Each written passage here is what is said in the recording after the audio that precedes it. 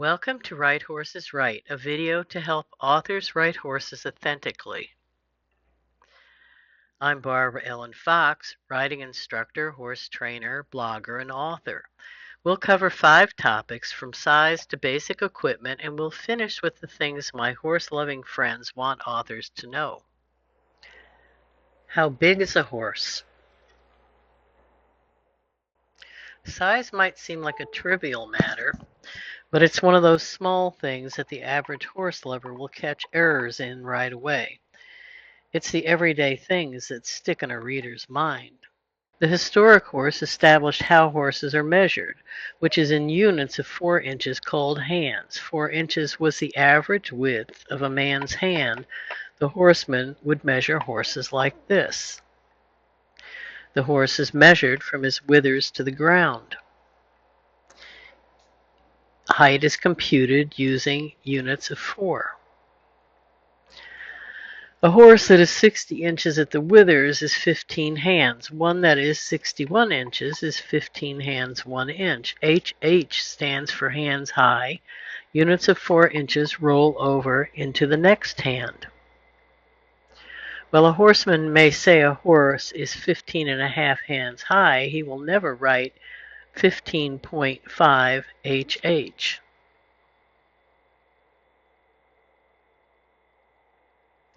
This pony is 12.3 and weighs about 500 pounds.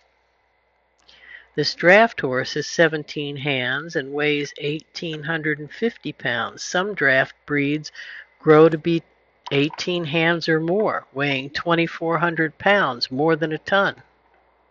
The average riding horse standing 15.2 to 16.2 hands might weigh 1,100 pounds. Contemporary riders love big horses, 17 hands and more. The favored horse before the Revolutionary War was a Narragansett Pacer, and he only averaged 14 hands. The Morgan was popular during the Civil War period, and it stood about 14.1. The U.S. Cavalry sought horses that were 15.2 hands high. They considered this size to be the most durable and athletic.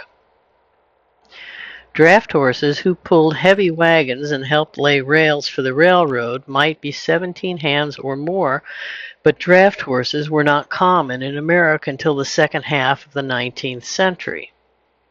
Horses that pull a wagon in a team must be close to the same size in order to match stride and work well together.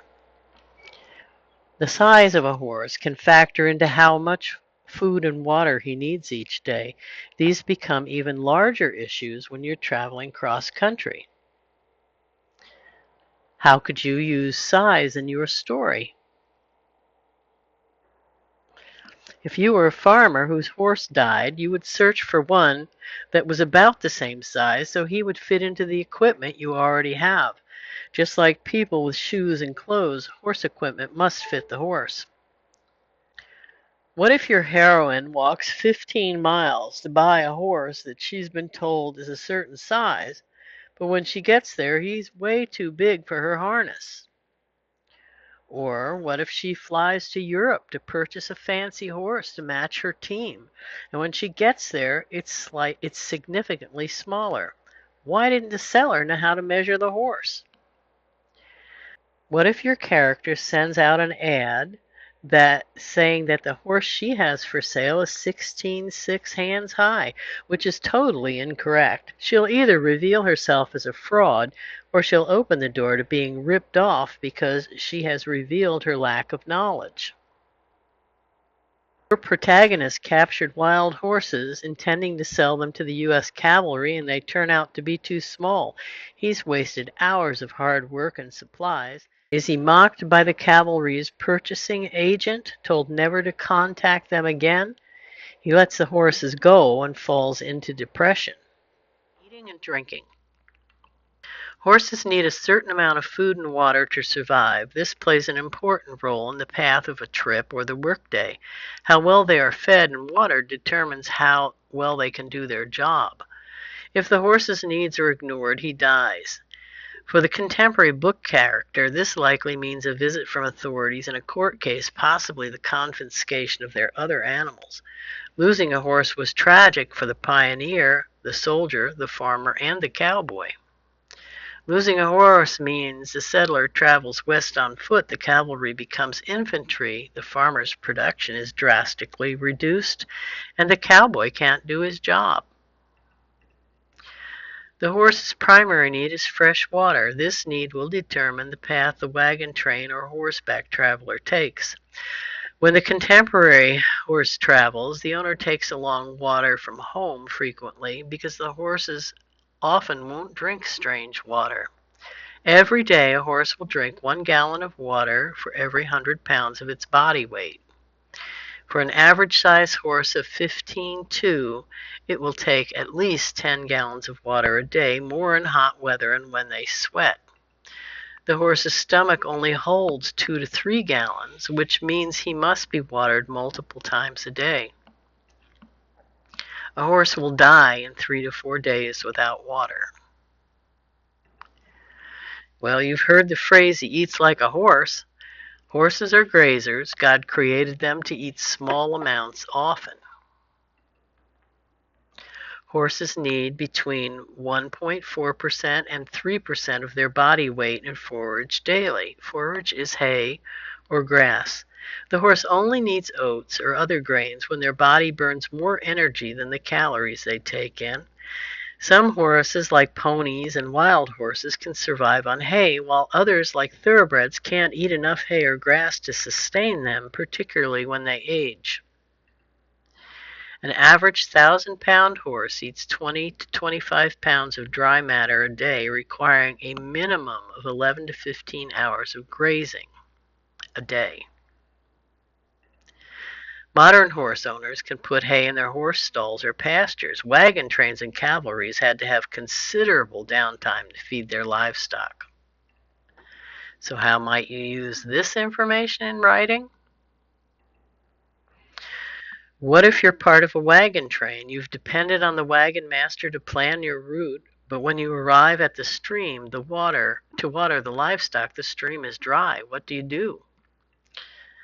What if you go to your barrel of reserve water to ration out enough for your family and livestock and get by until the next stop? And when you get to the barrel, it's sprung a leak and is dry. You just can't toss everyone a bottle of water and call it good. What if your horses are tethered for their 11 hours of grazing and they're stolen? Can you imagine if a horse dies for historical family?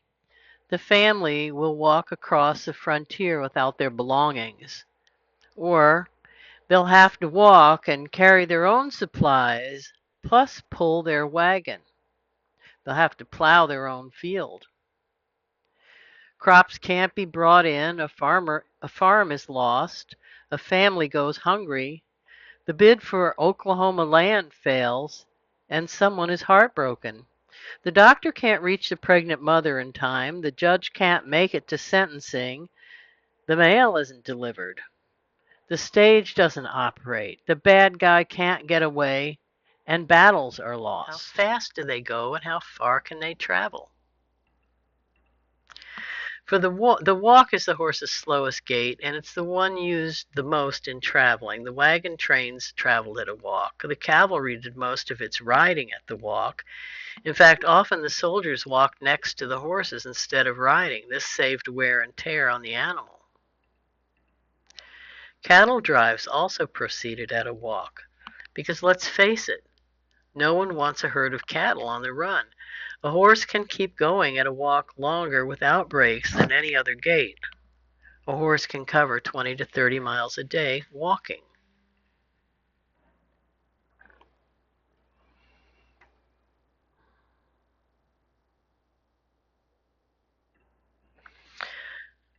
The trot is bumpy. It's also the most common working gait for the horse and is used for riding horses and pulling wagons. A horse can travel 6 to 10 miles an hour at a trot. Cowboys keep it on the slower side and call it a jog.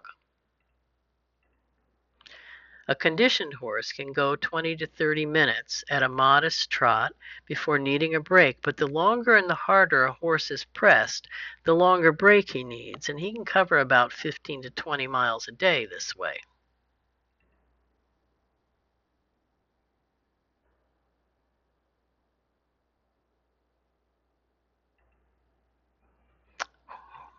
Horses canter at about 17 to 20 miles an hour, and a healthy horse can sustain a canter for about 5 to 10 minutes at a time, and then they need a good break to catch their wind. Cowboys and Western riders call the canter a lope. The canter is not a good gait to pull a wagon. In fact, most modern horses are discouraged from cantering while pulling a cart.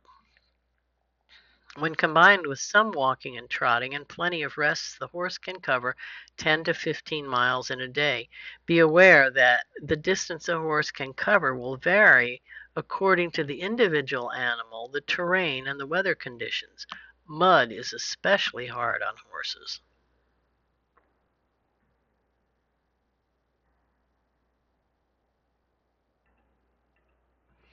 A full-sized horse can gallop at approximately 20 to 30 miles an hour. The Guinness Book of Records lists racehorse Winning Brew as the record holder at 43.97 miles an hour. The gallop is only sustainable for 1 or 2 minutes and is not practical for traveling. After galloping, a horse needs to walk until his respiration is normal. If he's been sweating, he'll usually be hosed down and then groomed after his coat dries. A horse needs a much longer rest after galloping. Although a racehorse continues to have workouts in between races, there is usually a period of several weeks before they race again.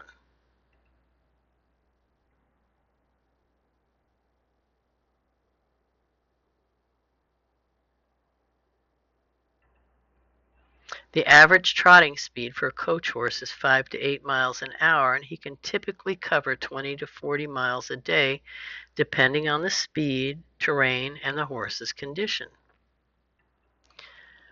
A horse can cover 20 to 30 miles a day for an average ride if the rider varies the gaits and the horse is given lots of breaks. I've listed all these speeds and distances so you can describe realistically by including gaits, rest periods, and accurate distances. Don't have your rider travel from Denver to Kansas City in one day. Consider the terrain, the weather, the horse's condition when estimating distances. Have your character pay attention to the horse's needs for food, water, and rest. This will gain your reader's admiration rather than his rage. Know the actual distance between two places to make the travel seem plausible. After a hard day of travel, the horse will need a rest. Remember, a horse is a living, breathing animal with needs. He's not a car you turn off and forget. A blacksmith works with iron making things. A farrier trims a horse's hooves and nails on his shoes every 6 to 8 weeks. A good horse owner cleans the horse's hooves every day. Some horses need to wear horseshoes to protect their hooves from tough surfaces like rocks or roads. Some horses need to wear shoes because their hooves crumble easily. Some riding horses go their whole lives and never wear shoes at all. Other horses cannot tolerate going without shoes. It all depends on the individual animal. Ridden horses can go barefoot on grass, on dirt roads, and sand. Here's a quick study of the structure of the hoof. The sole is minimally flexible and is where the horse could get a stone bruise. Stone bruises can become very painful and take time to heal. They can be seen as red marks when the sole is trimmed. This horse is being shod with a shoe that will allow the owner to doctor an abscess.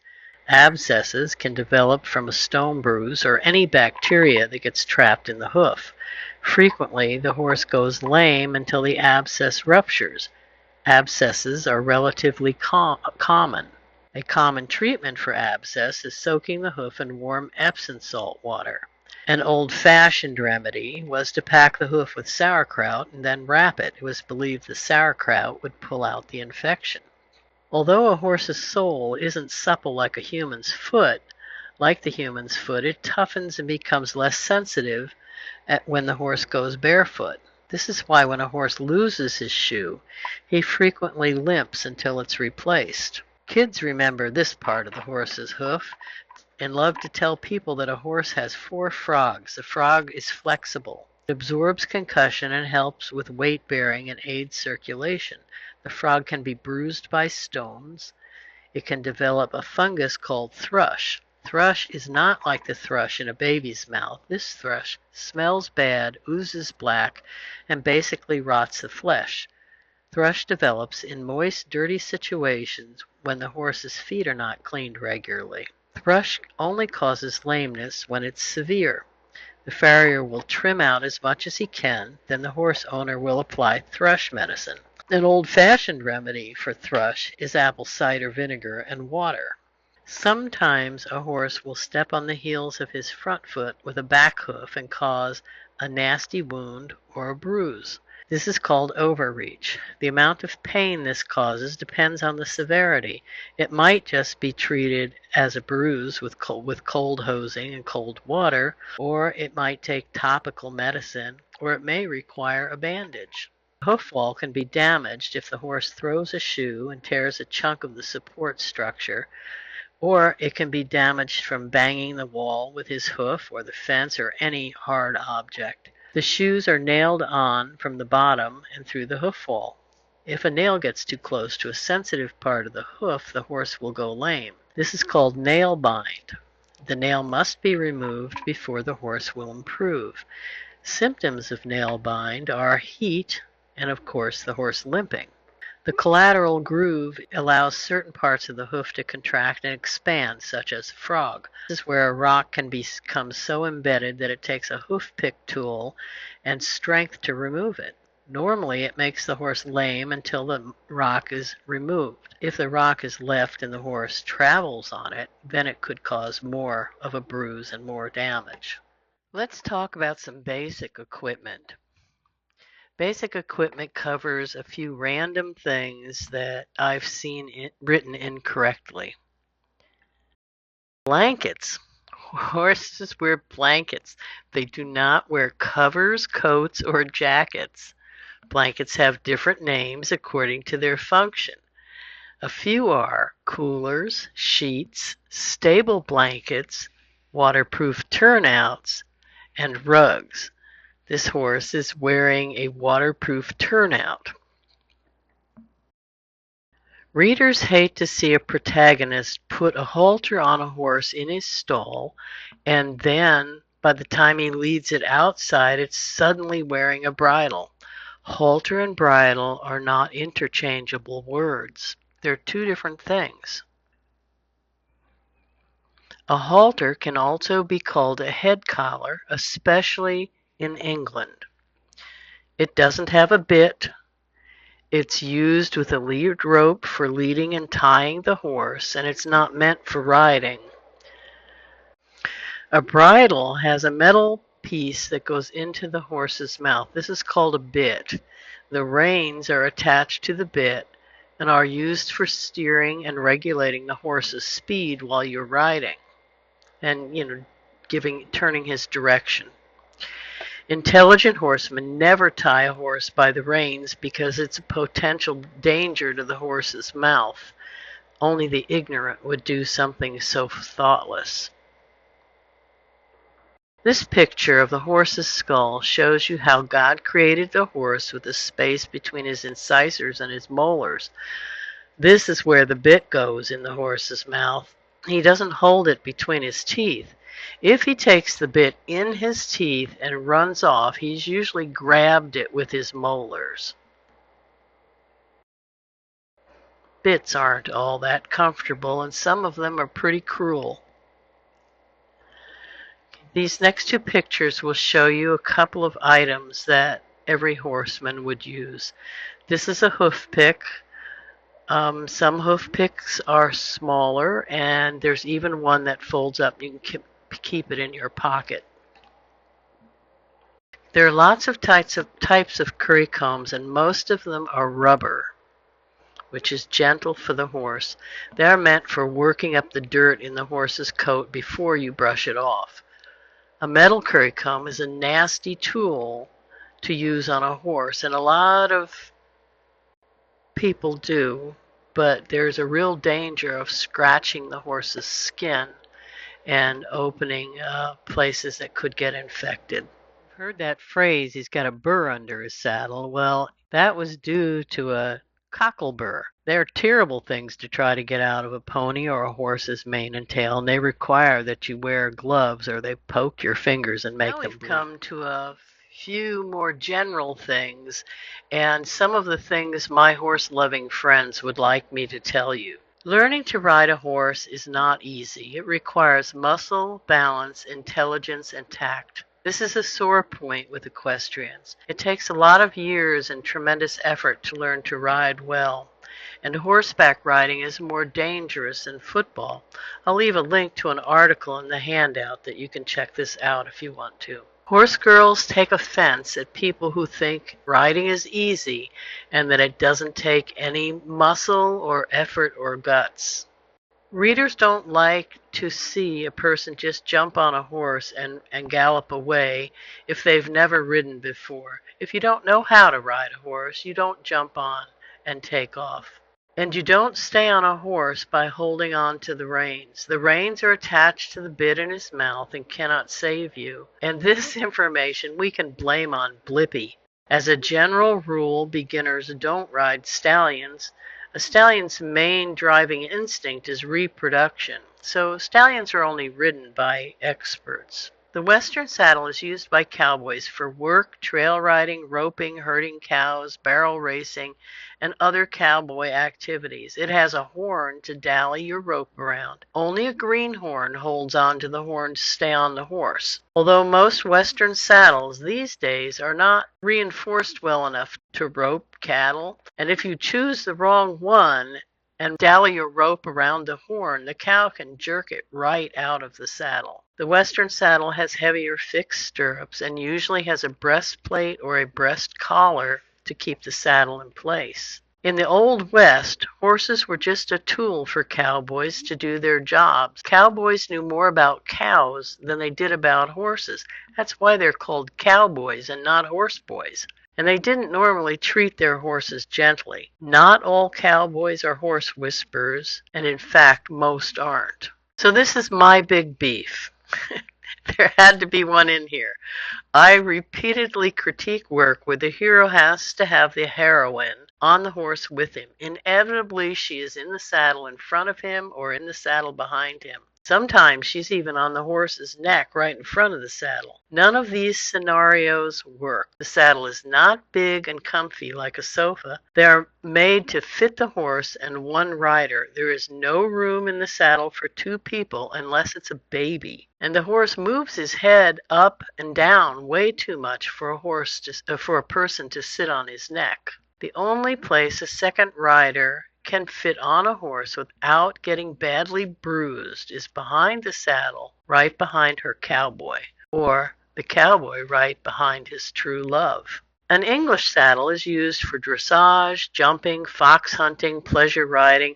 It's the saddle that Olympic sports use. There were lots of English saddles in the colonial days because the colonists came from Europe and they did not ride Western in Europe. One of the most common complaints I hear from horse-knowledgeable readers is that authors and scriptwriters always have the horse on the run. The protagonist jumps on the horse, takes off at a gallop, and arrives at their destination and jumps off to attend to business. There's one thing horse people know, and that is horses aren't anything like a car. They don't go from 0 to 60 any easier than you do when you get out of bed in the morning. They can't run at full tilt forever. And when they are out of breath and dripping sweat, they need to be cooled down just like you do after your daily run. When your hero in any era of fiction uses his horse, then walks away without seeing to its needs, your hero's value drops way down in our horse lovers' eyes, and we know the author knows nothing about our passion. And let's face the truth here. A recent study found that 38 million households in the U.S. have a horse lover in them. Might a few of them read your books? Fillies are fillies until they're 5 years old, then they are mares. Colts are colts until they are 5 years old, and then they are stallions unless they are gelded, which means neutered. Horses are rarely gelded before they are a year because the testicles need to have developed and dropped. They are considered geldings as soon as they are gelded. Foal is a generic term referring to either sex of a baby horse. Horses do not randomly whinny the way they do on Hallmark movies. Whinnying is a form of communication, and having them whinny for no reason is like having a character that yells at himself. Horses cannot throw up or spit up. What they eat stays in their digestive tract until it is eliminated. This is one reason horses can die from colic. Another reason is that they roll to try to alleviate the pain and their intestines get twisted. Colic has numerous causes and indication. Colic in horses is not the same as colic in a baby. Horses don't pant. They are not dogs. Here, there are a couple of words listed here that commonly come up misused and misspelled in all kinds of writing. We already talked about that horses don't throw up, but they do the following things. They drool, especially if they eat too much white clover. They have snot when they're sick. They cough. That doesn't always mean they're sick. Sometimes it means they've got food caught in the back of their throat momentarily or the back of their mouth. They sneeze, and that's just clearing dust and stuff out of their nostrils. And they drink water, and they'll unload a mouthful right on your head or your shoulder if they think they can be close to you. They slobber, and they foam at the mouth. Other than old age or man, the most common cause of death in horses is the result of a digestive tract problem. Colic isn't what your baby has. It's a disruption in the intestines caused by bad feed. Horses can't tolerate certain foods, and they can't eat mold because that can kill them. And horses can get very sick off of silage, which cattle eat all the time. Stress, sand, ingesting sand in their food can create a colic situation. Lack of water causes impaction, and that happens during cold weather or neglect. Too much water can cause colic, too much food, too much water and food at the same time. Foods that cause gas. Hot weather can cause colic, cold weather can cause colic. Eating a strange object can cause colic, and rolling and twisting their intestine, called a twisted gut, can also cause colic. There really are so many factors that can cause colic that I couldn't list them all here and explain them to you. There are certain signs that indicate a horse has colic. One of the early ones would be looking at their belly, pawing, kicking at their stomach, trying to lie down, wanting to roll, having an elevated pulse and respiration, and the lack of gut sounds, which the horseman checks by putting his ear on the horse's flank, and the lack of the horse passing manure. Colic can't always be cured, and some of the treatments for colic include muscle relaxing drugs, water and mineral oil pumped into the horse's stomach through a nose tube, as in this picture. This is very, very common. In the old days, everybody walked their horse when it had colic.